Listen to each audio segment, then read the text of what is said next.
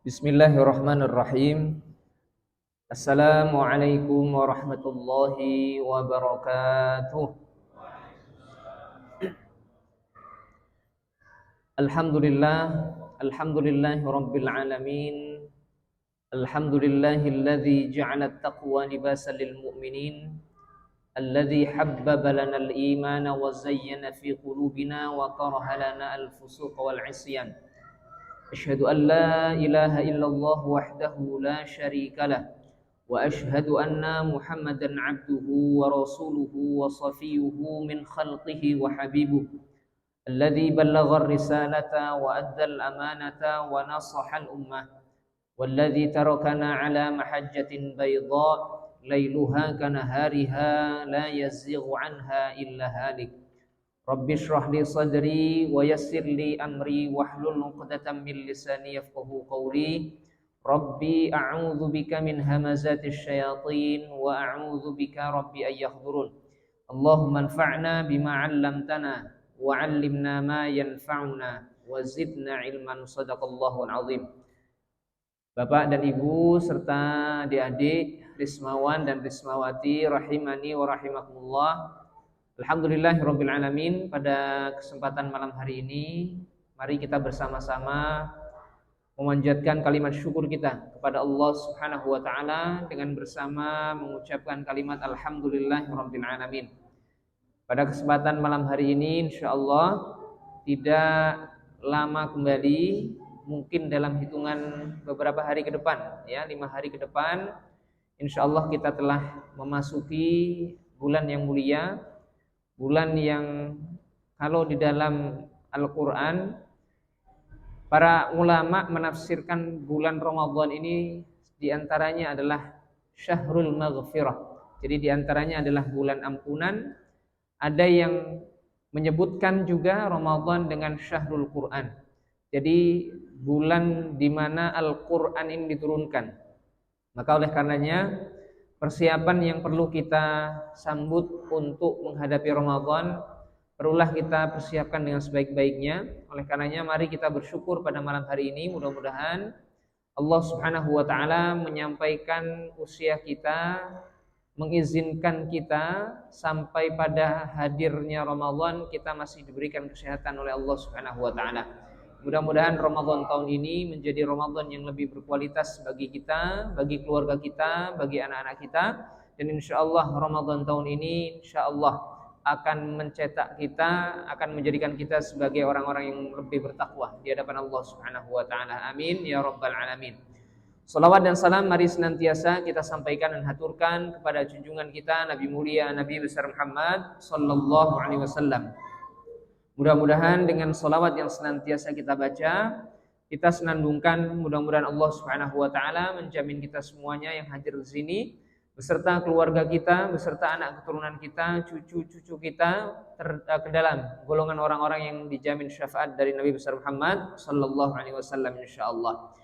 Bapak dan Ibu yang dirahmati Allah Subhanahu wa taala, pada malam hari ini mari kita sejenak nantinya sembari merenungkan kira-kira apa saja yang perlu kita persiapkan ya menghadapi Ramadan, dan juga paling tidak zikir apa saja, karena yang kita pakai insyaallah kitab Al-Azkar milik Imam An-Nawawi. Nah, jadi di sini keutamaan atau fadilah zikir. Nah, zikir apa saja yang bisa kita amalkan dalam kehidupan sehari-hari ya, wabil khusus apalagi mendekati Ramadan. Mendekati Ramadan ya di dalam bulan Ramadan di mana pahala ini Allah Subhanahu wa taala lipat gandakan untuk kita semuanya. Nah, maka sebelum kita memulai, mari kita sejenak merenungi apa yang disampaikan oleh seorang ulama ya. Jadi di sini disampaikan oleh Syekh Nawawi Al-Bantani ini di dalam kitab Nasaihul Ibad. Jadi dalam kitab Nasaihul Ibad itu beliau menyampaikan bahwa salah satu asya'in tufarrijul khusus. Jadi ada 3 perkara yang tufarrijul khusus, yang bisa menjauhkan kita itu dari pikiran stres. Nah, jadi pikiran stres ini itu tidak tidak mungkin tidak didapat oleh namanya makhluk yang bernama manusia. Tapi sebetulnya kalau kata Imam Abu Hamid Al-Ghazali itu beliau menyampaikan pada hakikatnya manusia itu tidak punya masalah. Jadi dalam hidup sehari-hari manusia itu tidak punya masalah. Manusia itu punya masalah karena menjadikan sesuatu itu menjadi masalah. Nah, jadi maka Imam Abu Hamid Al-Ghazali dalam kitab Mukasyfatul Qulub itu menyampaikan annas asluhu laisa indahul mas'alah. Jadi manusia pada dasarnya Allah ciptakan itu tanpa ada masalah. Nah, jadi sesuatu menjadi masalah bagi kita ya karena kita sendiri yang menjadikan itu sebagai masalah. Nah, maka oleh karenanya ada resep. Karena tidak pernah putusnya manusia dari masalah dalam mengarungi bahtera kehidupan ini, itu tidak ada makhluk Allah yang namanya manusia itu yang tidak terlepas dari yang namanya masalah. Nah, makanya beliau menyampaikan salah satu asya'in tufarrijul khusus. Maka ada 3 perkara yang apabila itu dilakukan oleh manusia, maka apa? Tufarrijul khusus. Maka Allah Subhanahu wa taala akan jauhkan, akan hindarkan ya orang tersebut dari apa? Dari tingkat stres yang tinggi, baik itu secara pikiran ataupun secara psikis. Nah, apa saja? Maka yang pertama dikatakan zikrullah ta'ala. Jadi zikir kepada Allah Subhanahu wa taala. Jadi ini berhati-hati ya Bapak dan Ibu ya. Jadi jangan sampai ada sekelompok orang yang punya pendapat kenapa harus sholat? Ya, kan sholat itu maknanya kan zikir. Zikir itu kan maknanya mengingat Allah Subhanahu wa taala. Jadi cukup kalau sudah ingat Allah ya cukup sudah. Ngapain sholat? Begitu ya. Nah, ini ada beberapa sebagian orang-orang yang punya anggapan yang semacam itu. Ya, makanya zikir di sini ini maka dikatakan di sini zikrullahi taala. Jadi zikir kepada Allah Subhanahu wa taala itu banyak caranya. Ya, jadi banyak. Jadi tidak hanya mengucapkan subhanallah walhamdulillah wala ilaha illallah wallahu akbar atau subhanallah ya atau alhamdulillah tidak. Ya, maka banyak zikir kepada Allah itu caranya banyak. Dapat dilakukan dengan berbagai macam cara. Ya, termasuk apa? Puncak daripada zikir itu adalah apa? Zikir yang paripurna itu adalah ya salat. Salat itu adalah puncak zikir yang paling paripurna. Ya, maka orang-orang yang kalau dia menunaikan salat ini dengan sempurna, maka coba Pak, kalau kita bayangkan mulai dari takbiratul ihram sampai kita salam, itu semua isinya zikir kepada Allah Subhanahu wa taala. Nah, maka seperti misalkan kita menunaikan ibadah salat, sebelum nanti kita masuk ke dalam pembahasan zikir yang bisa kita baca dalam kehidupan sehari-hari, simple tapi punya manfaat yang cukup banyak. Nah, maka diantaranya adalah kita kembali lagi ke masalah salat. Maka seperti orang menunaikan ibadah salat, biasanya kita kalau ruku, kalau sujud, bacaan-bacaan yang kita baca itu sebetulnya masih bacaan muqaddimah. Ya, jadi muqaddimah bacaan atau prolog yang belum masuk ke dalam inti doa kita. Nah, maka orang kalau ruku itu bacaan salah satu yang dibaca adalah subhana rabbiyal azimi wa bihamdi. Nah, kalau sujud subhana rabbiyal a'la wa bihamdi. Subhana rabbiyal azimi wa bihamdi. Sebetulnya boleh saja itu yang dibaca. Ya, melainkan kalau hanya ini yang kita baca, maka kita kehilangan keutamaan yang besar ketika kita sujud, ketika kita ruku. Apa yang boleh selanjutnya kita baca selain subhana rabbiyal azimi wa bihamdi? Minta ampunan kepada Allah Subhanahu wa taala. Maka subhanakallahumma wa bihamdika Allahumma ghfirli. Nah, boleh kalimat ini dibaca ketika ruku.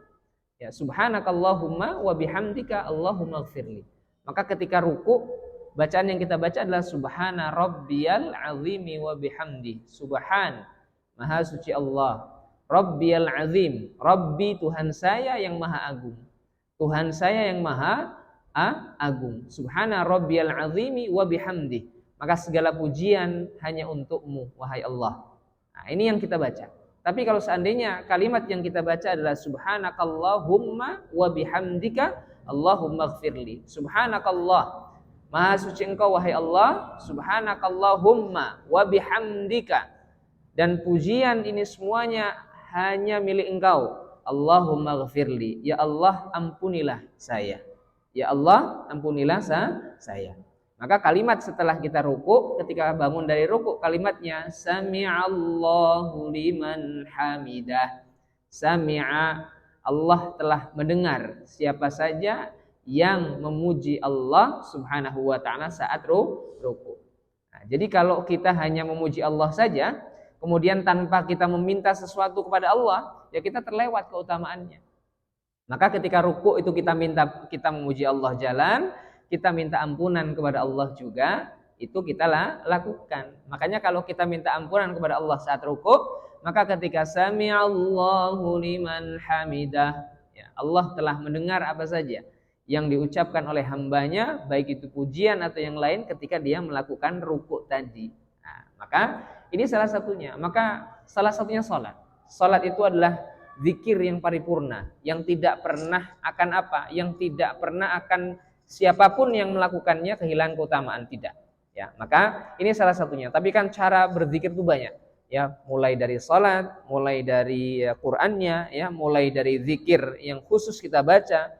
Kalau biasa kita kenal dengan zikir pagi, zikir petang, nah itu salah satu yang bisa kita lakukan. Ba'da shalah, ya, boleh kita lakukan. Nah, maka nanti beberapa zikir yang perlu kita pelajari, maka malam hari ini paling tidak 3 zikir saja. 3 zikir yang perlu kita pelajari, dan mudah-mudahan 3 zikir ini bisa hafal, ya, dan kemudian dia amalkan, ya, baik setelah sholat ataupun di luar waktu sholat. Yang pertama, mari kita membaca derajat hadisnya. Di sini hadis hasan, ya. Jadi derajatnya hasan. Hasan ini kalau diistilahkan di dalam dalam ilmu hadis, ya, selama hadis ini tidak maudhu, hadis ini tidak palsu, ya, maka masih boleh, silahkan diamalkan, ya. Hasan di sini adalah baik, ya, jayyid pun baik, ya. Maka dikatakan warwaina an Anasin radhiyallahu anhu fi kitab at-Tirmidzi wa ghairihi.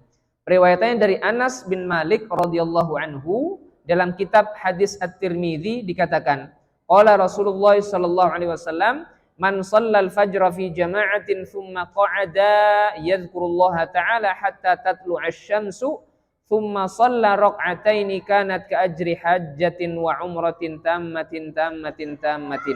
Maka sebagai prolog dalam bab ini terkait dengan zikir, yang pertama Nabi sallallahu alaihi wasallam menyampaikan man shallal fajra fi jama'atin. Maka cukup merugi, Pak. Cukup ruginya, sangat merugi orang-orang yang ketika pagi dikumandangkan azan, ya, maka tidak bergegas untuk nyambangi masjid. Tidak bergegas untuk hadir ke masjid, ya. Makanya berhati-hati dengan 2 salat bardain, 2 salat yang dingin. Yang pertama waktu asar dan yang kedua adalah waktu subuh. Ya, karena di 2 waktu inilah para malaikat-malaikatnya Allah Subhanahu wa taala itu melaporkan apa? Amal perbuatan yang dilakukan oleh makhluknya. Amal perbuatan yang dilakukan oleh manusia ke hadapan Allah Subhanahu wa taala. Maka Nabi sallallahu alaihi wasallam menyampaikan man shallal fajra fi jama'atin. Siapa saja yang melakukan sholat fajar, ya, sholat pagi, makna di sini adalah sholat subuh secara berjamaah, ya. Ada yang menafsirkan sholat subuh secara berjamaah, maknanya sholat fajar di sini ada yang menerjemahkan juga sholat, istilah yang biasa kita kenal adalah sholat syuruk isyraq.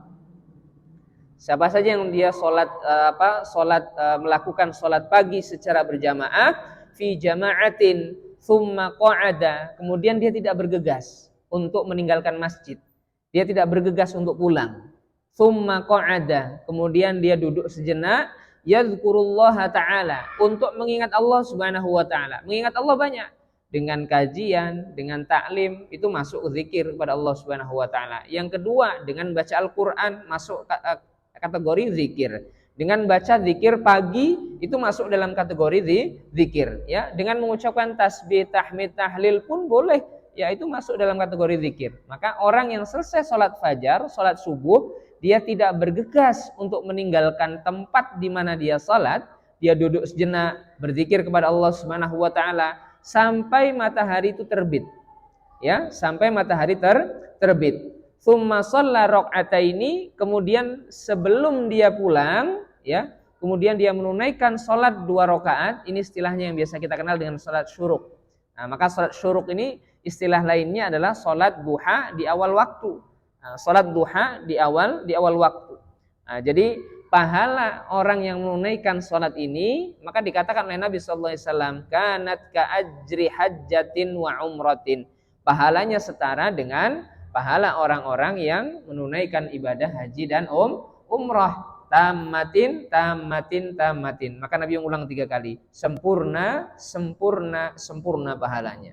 Jadi tanpa berkurang sedikit pun pahalanya. Ya, jadi dianggap sama pahalanya seperti orang yang menunaikan ibadah haji dan umrah. Nah, artinya hal ini memotivasi kita sebetulnya. Jadi di pagi hari itu jangan sampai terlewat dari zikir, bacaan zikir yang bisa kita baca. Maka biasanya kalau saya secara pribadi kalau pagi itu Pak, dari mulai selesai wudu biasanya pakai sarung ya. Pakai sarung itu sudah mulai. A'udzu billahis samiil alim minasyaitonir rajim. Ustaz, kok sambil pakai sarung loh? Zikir itu kan ada adabnya dan lain sebagainya ya. Masalahnya biasanya nanti enggak apa-apa sambil berjalan pun boleh berzikir ya. Bahkan tidur pun ya, ketika kita akan tidur boleh kita berzikir mengingat Allah Subhanahu wa taala. Maka apa? Untuk menghemat waktu sehingga apa? Sehingga ba'da subuh ya kegiatan-kegiatan yang lain yang positif bisa kita kerjakan, maka biasanya menjelang berangkat ke masjid itu sudah mulai saya baca. A'udzu billahis samiil alim minasyaitonir rajim. Keluar dari rumah, bismillahirrahmanirrahim. Sambil jalan aja, Pak, sambil ke masjid. Nah, maka kalau dia sudah hafal zikir pagi itu enak, Pak. Ya, zikir petang kalau dia hafal enak. Sambil jalan sampai di Natar sambil dibaca saja zikir paginya. Maka selesai di tengah jalan sudah selesai zikir sorenya, zikir petangnya. Ya, itu biasanya kalau dari a'udzubillahis samiil alim minasyaitonir rajim terus. Nanti selesai membaca surah Al-Fatihah, maka lanjut dengan alif lam mim dzalikal kitabul la raiba fihi hudal lil muttaqin. Selesai, ya, maka dilanjut dengan apa? Lillahi ma fis Allahu la ilaha illa huwal hayyul qayyum. Sampai kalimat la ikraha fid din qad tabayyana ar-rusydu minal ghayy. Selesai, lanjut lagi dengan kalimat akhir surat Al-Baqarah, lillahi ma fis samawati wa ma fil ardh, sampai akhir. Selesai. Nah, ini kalau sudah selesai, qul huwallahu ahad, ya, qul a'udzu birabbil falaq, qul a'udzu birabbin nas. Ini masing-masing tiga qul ini dibaca. Nah, biasanya sampai qul a'udzu birabbin nas itu sudah sampai di masjid. Ya, sampai di masjid ya sholat subuh, selesai sholat subuh, zikir selesai, keluar dari masjid, dilanjut zikir paginya. Asbahna wa asbahal mulku lillah walhamdulillahi la syarika lah la ilaha illa huwa wa ilaihin nusyur. Asbahna ala fitratil islami wa kalimatil ikhlas wa ala dini nabiyina Muhammadin sallallahu alaihi wasallam wa ala millati abina Ibrahim hanifa wa ma kana minal musyrikin. Terus Pak, Allahumma inni asbahtu minka fi ni'matin, sampai rumah selesai. Hasbunallahu wa ni'mal wakil, ni'mal maula wa ni'man nasir. La haula wa la quwwata illa billahil aliyyil azim. Nah, makanya biasanya saya kalau pulang habis subuh gitu Pak, saya enggak mau pulang rombongan bareng dengan orang-orang gitu. Kadang kalau sudah rombongan dengan orang-orang pasti ngobrol, Pak. Lebih baik saya belakangan lah gitu. Belakangan nunggu orang jamaah pada pulang, saya pulang sendiri. Jalan sendiri ya, karena apa? Bisa dimanfaatkan untuk zikir yang seperti ini. Sampai rumah selesai. Nah, ini kalau sudah hafal enak. Nah, makanya zikir ini tidak boleh kosong dari kehidupan kita. Makanya yang pertama tadi disampaikan, kalau kita mau dihindarkan dari pikiran stres, yang pertama adalah zikrullah ta'ala. Perbanyaklah berzikir kepada Allah Subhanahu wa ta'ala. Kemudian yang kedua, waliqa'u awliyaihi. Ya, maka hendaklah kalian memperbanyak untuk apa? Menemui para wali-walinya Allah Subhanahu wa taala. Ya, siapa para wali-walinya Allah Subhanahu wa taala? Ya, mereka yang Allah berikan keutamaan, ya. Baik itu keutamaan secara keilmuan, ya, ilmunya Allah titipkan kepada mereka, ataupun yang betul-betul memang wali terpilihnya Allah Subhanahu wa taala. Para habaib, ya, para ulama-ulama besar. Nah, ini ketika ada yang seperti itu hadir, ya. Hadir jika ada kajian, hadir ikut kajian. Ketika ada kajian para habaib silakan hadir. Nah, ini salah satunya, liqau auliyaihi.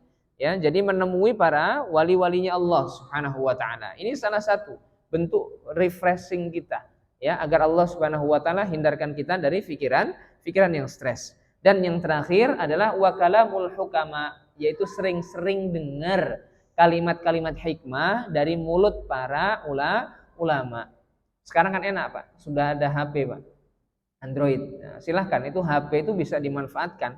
Kalau dibuka untuk nontonnya, nonton ceramah. Kalau dibuka untuk nontonnya, nonton kultum ya. Ceramah-ceramah kan banyak tuh di YouTube itu. Nah, itu bisa berpahala bagi kita. Ya, tapi kalau yang kita tonton ya hal-hal yang kurang bermanfaat bagi kita, maka kalau istilah saya bukan HP itu nanti jatuhnya setan gepeng tuh Pak. Ya, jadi setan gepeng jadinya. Ya karena apa? Karena mengarahkan kita pada perkara-perkara yang tidak baik. Ya, jadi lama yang dilihatnya Facebook. Ya, yang dilihat Facebook lagi. Ya bangun tidur yang dicari HP. Ya mau tidur yang dicari HP. Ya mau ke kamar mandi yang dicari HP lagi. Mau makan yang dipegang HP lagi. Ya.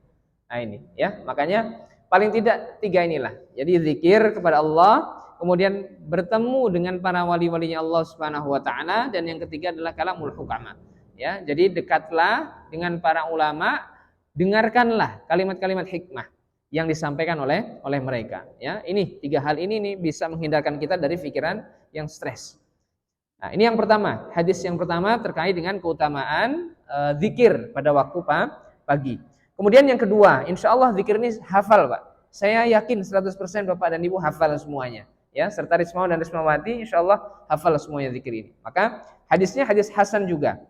Dan sebagian perawi hadis menyampaikan bahwa hadis ini wa fi ba'din nusakh wa huwa sahih. Ya, sebagian di dalam nas yang lain disebutkan bahwa hadis ini derajatnya sahih. Dikatakan apa? Wa ruwaina fi kitab at-Tirmidzi wa ghairihi an Abi Dzarr radhiyallahu an. Diriwayatkan dari Abi Dzarr radhiyallahu an, anna Rasulullah sallallahu alaihi wasallam qala. Rasul sallallahu alaihi wasallam pernah bersabda, "Man qala fi duburi salatis subhi wa huwa thani rijlaihi qabla ay yatakallama." Siapa saja yang baca zikir ini selesai salat subuh dan kemudian dia thani rijlaihi qabla ay yatakallama. Thani rijlaihi ini beberapa ulama menafsirkan dia duduk dengan menyilangkan kakinya. Ya, ada yang berpendapat menyilangkan kaki, ya, duduk seperti kita duduk seperti ini. Kemudian ada juga yang menyampaikan duduknya itu dengan bertumpu kepada 2 kakinya. Nah, seperti itu. Sehingga seperti orang sujud itu, Pak, tapi kakinya bertumpu lurus ya. Istilah orang Jawa itu ndelosor gitu ya, ndelosor tapi di atas kaki, seperti itu. Maka dikatakan apa? Siapa yang membaca kalimat ini selesai sholat subuh dan dia tidak bergegas, melainkan selesai sholat kemudian dia menyilangkan kakinya, namun dia belum mengucapkan kalimat-kalimat apapun selain kalimat ini. Nah, jadi jangan sampai selesai sholat, Assalamualaikum warahmatullahi, Assalamualaikum warahmatullahi. Hari ini kerja nggak? Berangkat nggak ke kantor? Nah, ini sudah ucapan yang lain Pak, di luar zikir. Nah, maknanya adalah dia belum mengucapkan apapun terkait perkara-perkara urusan dunia, ya, melainkan dia langsung mengucapkan kalimat ini. Apa kalimatnya? La ilaha illallah wahdahu la syarikalah, lahul mulku wa lahul hamdu yuhyi wa yumiit wa huwa ala kulli syai'in qadir. La ilaha illallah wahdahu la syarikalah, lahul mulku wa lahul hamdu yuhyi wa yumiit wa huwa ala kulli syai'in qadir. Berapa kali?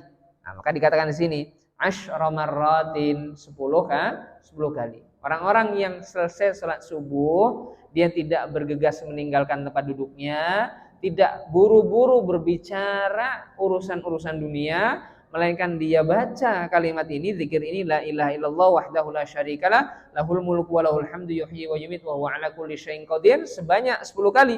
Apa yang dikatakan oleh Nabi Muhammad sallallahu alaihi wasallam? Kutiba lahu asyru hasanatin. Maka Allah mencatat orang ini dengan 10 kebaikan di hari itu. Allah jamin untuknya 10 kebaikan. Dikasih bonus oleh Allah 10 kebaikan. Enak Pak, duduk aja biasa dapat 2 kebaikan 10.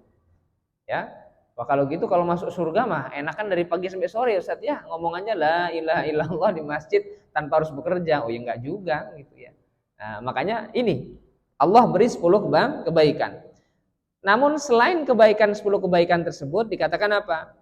Muhya anhu asyru sayyi'at. Jadi Allah hapus pula 10 kejelekan yang sudah kita kerjakan. Jadi ketika kita membaca zikir ini, Allah beri 10 kebaikan, Allah hapuskan dari kita 10 kejelekan. Lantas jangan juga mentang-mentang sudah hafal la ilaha illallah wahdahu la syarikalah, kita melakukan kejelekan dulu nggak apa-apa deh, ntar dibaca 10 kali juga Allah hapuskan 10 kejelekan kita. Nah gitu ya. Nah ini hati-hati, jangan pula kita bermain-main dengan urusan yang seperti itu ya. Nah, jadi makanya Allah akan hapuskan 10 kejelekannya di sini. Wa rufi'a lahu 'asyru darajat, dan Allah akan angkat derajat kita itu 10 kali lipat lebih tinggi dari makhluk Allah yang lain. Allah angkat derajat kita itu lebih tinggi daripada makhluk Allah yang lainnya. 10 derajat lebih tinggi dari mereka semuanya. Nah ini kalau kita baca. Ya, kalau kita nggak baca ya sama aja. Ya. Nah, makanya ini. Kemudian apa? Wa kana yaumahu dzalika fi hirzin min kulli makruhin. Dan di hari itu khusus orang yang membaca ini maka Allah hindarkan perkara-perkara urusan yang dia kerjakan, mulai dari dia selesai membaca zikir ini sampai di sore hari dia membaca lagi, maka apa? Allah hindarkan dari perkara-perkara yang makruh. Yang makruh saja itu Allah akan hindarkan dari kita. Apalagi perkara-perkara haram. Maka Allah jauhkan dari kita perkara-perkara yang makruh, ya. Maka apa? Dia datang ke masjid, ya, misalkan datang ke masjid, dia sholat subuh sudah, zuhur selesai membacanya di waktu pagi, la ilaha illallah wahdahu la syarikalah, waktu zuhur dia bertolak ke masjid. Kebetulan pas berangkat ke masjid itu tidak ada sendal selain sendal yang seleng, yang kanan warna merah, yang kiri warna kuning. Pakailah dia sendal itu ke masjid. Ya, keluar dari masjid, maka dia tidak berani ngambil sendal yang kalep. Ya, maka dia akan pakai lagi sendal yang dia pakai lagi ketika akan pulang dari masjid. Allah hindarkan itu. Ya, ini kan enggak. Banyak orang dari rumah pakai sendalnya merah putih, kanan merah, belakangnya putih, pulang-pulang kok bawanya hitam, Pak. Nah, ini hasil dari belajar saya dengan Ustadz malam hari ini. Kenapa? Ustadz berpesan, katanya apa? Tinggalkan yang buruk, ambil yang baik. Ya, begini ya nggak berlaku ya, Pak ya. Jadi ngambil yang baik itu maknanya bukan ngambil yang seperti itu. Nah, maka Allah akan hindarkan dari perkara-perkara yang makruh. Yang makruh saja Allah hindarkan, apalagi perkara-perkara yang haram. Nah, ini kalau zikir ini kita baca, ya. Maka dikatakan di sini Allah Subhanahu wa taala selain hindarkan dari perkara-perkara yang makruh, maka di kalimat terakhir disampaikan wa hurisa minasyaiton. Maka Allah pun akan jaga kita semuanya yang membaca zikir ini dari apa? Dari gangguan-gangguan syaitan. Maknanya apa? Orang yang baca doa-doa seperti ini Allah hindarkan dari gangguan-gangguan syaitan. Mohon maaf. Biasanya kan kita sering lupa, Pak. Bangun tidur saja kita kadang lupa doa. Ya, mau makan kita lupa baca doa. Habis makan kita lupa baca doa. Ya, mau masuk rumah kita lupa baca doa. Allah hindarkan perkara-perkara itu dari kita. Ya, paling tidaklah kalau kita masuk dalam rumah itu ucapkanlah. Ya, kalau tidak hafal doanya, ya bismillahirrahmanirrahim wa bismillahi kharajna wa 'alallahi tawakkalna. Kalau memang tidak hafal ya bismillahirrahmanirrahim. Masuk ke dalam rumah baca bismillahirrahmanirrahim. Ya, paling tidak itulah. Ya, jadi jangan sampai keluar rumah enggak baca bismillah, masuk rumah enggak baca bismillah. Ya udah keluar ada yang ikut, masuk ada yang ikut lagi, Pak. Ya. Makanya orang-orang yang seperti ini tuh di dalam rumahnya ya banyak godaannya nanti, Pak. Ya, godaan yang sholatnya paginya berat mau bangun, ya. Kemudian yang lain-lain banyak. Allah akan coba dengan perkara-perkara yang seperti itu. Ya, makanya dikatakan di sini orang-orang yang baca kalimat ini Allah akan jaga, Allah akan lindungi dari apa? Dari godaan-godaan syaitan. Walam yanbagh lidzanbin ayyudrikahu fi dzalikal yaum illa syirka billahi ta'ala. Maka tidak ada dosa yang dikerjakan oleh orang yang membaca kalimat ini. Seandainya dia melakukan sebuah dosa, tidak ada dosa yang tidak diampuni oleh Allah Subhanahu wa taala selama dosa yang dikerjakan oleh orang ini bukan syirik, menyekutukan Allah Subhanahu wa taala. Jadi orang yang membaca doa ini, zikir ini selama dia tidak melakukan syirik kepada Allah Subhanahu wa taala, dosa apa saja itu telah diampuni oleh Allah Subhanahu wa taala. Ini keutamaan yang pertama. Jadi keutamaan membaca kalimat la ilaha illallah wahdahu la syarikalah lahul mulku wa lahul hamdu yuhyi wa yumiit wa huwa ala kulli syai'in qadir. Berapa kali, Pak? 10 kali. Nah, ini hadisnya hadis sahih. Ya, maka silahkan. Ya, kalau perlu ya dibaca. Ya, paling tidak kalau memang tidak 10 kali paling tidak kita bacalah. Ya, 3 kali. Biasanya kalau dalam surah kan la ilaha illallah kita 3 kali ya. La ilaha illallah wahdahu la syarikalah lahul mulku wa lahul hamdu yuhyi wa yumiit wa huwa ala kulli syai'in qadir. La ilaha illallah paling tidak 3 kali. Kita baca tidak apa-apa, ya. Ini hadis yang kedua terkait dengan keutamaan zikir la ilaha illallah wahdahu la syarikalah lahul mulku wa lahul hamdu yuhyi wa yumiit wa huwa ala kulli syai'in qadir. Kemudian bacaan yang ketiga, zikir yang bisa kita baca. Warwaina fi sunan Abi Dawud an Muslim bin Harith at-Tamimi as-Sahabi.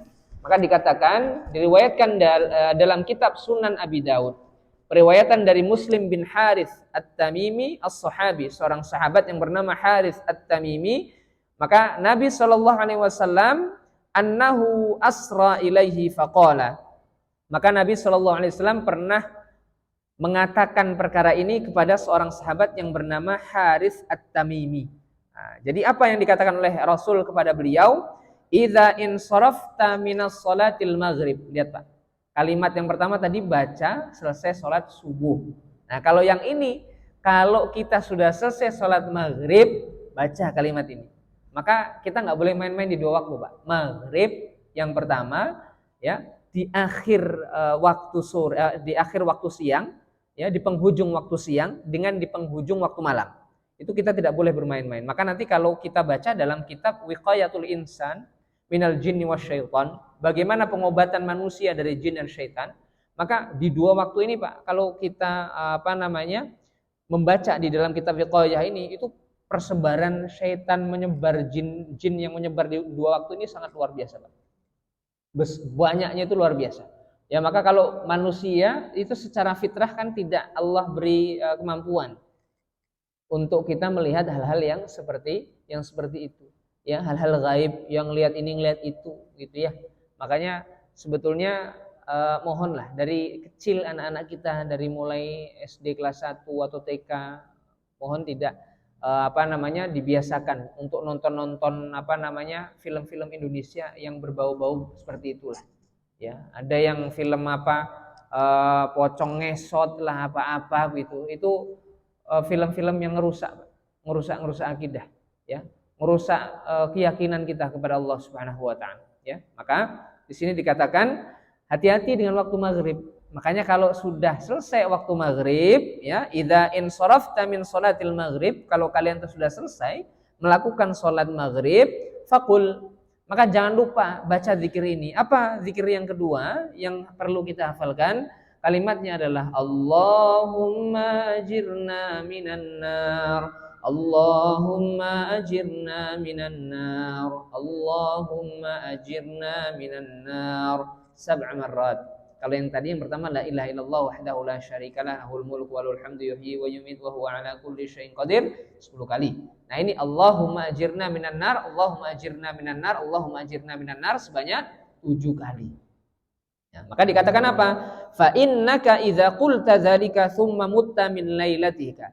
Seandainya engkau itu membaca kalimat itu sebanyak 7 kali dan di waktu maghrib itu kau baca, ya, kalian baca, maka dan di malam itu pula engkau diwafatkan oleh Allah Subhanahu wa taala, kutibalaka jiwarun minha, maka Allah akan catat nama kita itu di dalam surganya Allah Subhanahu wa taala. Baru dicatat, Pak, ya, baru dicatat aja, ya. Jangan senang dulu, ya. Kalau sudah dijamin masuk, nah baru kita senang. Ini baru dicatat dulu, ya. Dicatat dulu oleh Allah Subhanahu wa taala. Maka apa? Allah catat, ya, nama kita itu ada di dalam surganya Allah Subhanahu wa taala. Yang mudah-mudahan langsung dijamin masuk dalam surga. Ya tapi tidak cukup cuma Allahumma ajirna minan nar, Allahumma ajirna minan nar. Maghrib kagak sholat, subuh kagak sholat, ya ngapain? Ya, ya jadi terlewat dari itu. Makanya tetap ya tidak ada ya. Maka sholat yang kita kerjakan pun belum menjamin kita masuk dalam surga. Tapi tidak ada orang yang mau masuk surga tidak sholat, nggak ada. Ya, tapi sholat itu bukan menjadi salah satu wasilah kita masuk dalam surga. Tapi tidak ada orang mau masuk surga itu nggak sholat, nggak ada. Ya, makanya apa? Rahmatnya Allah itulah yang membuat kita masuk ke dalam surga. Bagaimana menghadirkan rahmat Allah Subhanahu wa taala? Ya banyak amalnya. Ya mulai zikirnya, ya, salatnya, ya, Qur'annya, ya, maka banyak. Ya. Nah ini. Maka orang-orang yang membaca kalimat ini kemudian diwafatkan ketika dia baca di waktu petang, kemudian dia wafatkan, Allah wafatkan di malam hari, maka apa? Allah catat. Ya, Allah catat namanya itu terpampang di surganya Allah Subhanahu wa taala. Fa innaka in mutta min yaumika kutibalaka jiwarun minha. Nah, seandainya kita baca di waktu pagi, wa idza shallaita subha faqul kadzalik. Maka kalau kalian itu selesai salat subuh, selesai, maka ucapkan zikir yang sama. Jadi jangan sampai kita tidak mengucapkan kalimat Allahumma ajirna minan nar. Seandainya kita wafat di waktu siang, ya, di siang hari, setelah pagi hari kita membaca doa ini, maka apa? Kutibalaka jiwarun minha. Maka Allah catat nama kita pun ada di dalam surganya Allah Subhanahu wa taala. Enak, Pak. Masuk surga itu tiketnya gratis, Pak. Cuma kita aja yang malas ngambilnya, Pak. Gratis bener, Pak. Baca Quran dipungut biaya enggak? Enggak. Puasa sunnah Senin Kamis dipungut biaya enggak? Enggak. Cuma kalau mau dapat dosa itu berbayar semua, Pak. Coba, Pak. Berbayar semua kalau dosa, Pak. Yakin. Ya. Mohon maaf, misalkan orang-orang yang punya kebiasaan hobi, ya, mohon maaf, malam apa? Dugeman misalkan. Masuk ke tempat-tempat yang tidak diperkenankan, itu bayar, nggak ada yang nggak modal, Pak. Semuanya modal itu, pakai modal, ya. Orang mau apa istilah anak-anak sekarang itu yang lagi marak-marak di anak-anak muda sekarang seperti tuak dan lain sebagainya. Itu kalau dilakukan itu kan bentuk dosa yang kita kerjakan kepada Allah, berbayar itu, Pak. Tapi kalau masuk surga itu free, gratis, Pak. Puasa nggak dipungut biaya, ya baca Quran gratis, ya. Kemudian apalagi, Pak? Sholat enak, sudah kapan saja kita nggak dipungut biaya. Masuk masjid, masjidnya sudah ber-AC. Kadang habis kajian, habis sholat ya ada snacknya, begitu ya. Udah seperti itu aja masih nggak mau datang, ya. Nah ini yang repot, ya. Padahal apa? Jangan sampai Allah Subhanahu wa taala memanggil kita, ya kita nggak nyambang. Karena nama kita kelak nantinya akan semuanya dipanggil, Pak, dicorong, Pak. Nanti corong ini, Pak, itu semuanya manggil nama kita, Pak. Ini masing-masing kita itu nanti akan dipanggil di atas corong ini. Percaya nggak, Pak? Dipanggil nama kita. Ya, pagi-pagi tahu-taunya aja sudah Bismillahirrahmanirrahim. Inna lillahi wa inna, dipanggil semua, Pak, nama kita nanti di atas. Nah, iya. Betul ya, Pak ya? Dipanggil semua. Makanya kan ada apa? Ada lagu yang tenor itu yang apa? Orang raja-raja mati, orang kecil mati, apa ya?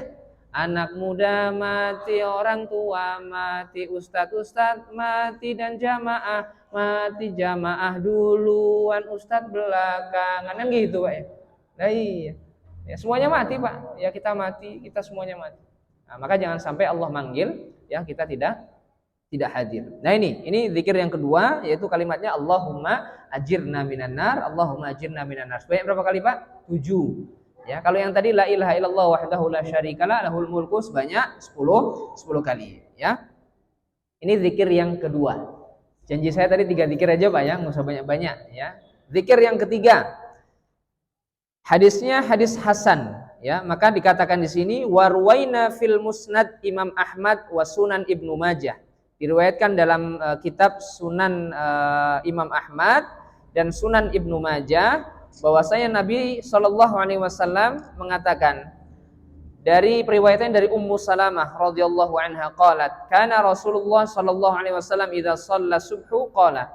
Nabi SAW kalau menunaikan salat subuh, ya, selesai salat subuh, maka beliau tidak lupa untuk membaca kalimat ini. Kalimat yang senantiasa dibaca oleh Nabi Muhammad SAW selepas salat subuh adalah apa? Allahumma inna nas'aluka ilman nafi'a wa amalan mutaqabbala wa rizqan halalan thayyiba. Maka Allah mintanya 3. Ya, di sini Nabi Shallallahu Alaihi Wasallam mintalah kepada Allah dengan 3 perkara. Yang pertama adalah Allahumma inna nas'aluka ilman nafi'a.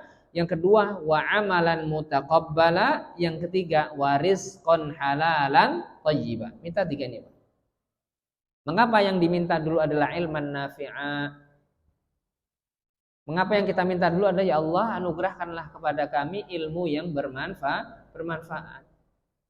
Maka lihat Pak, maka banyak anak-anak kita ini banyak sekolah tapi tidak ada progresnya.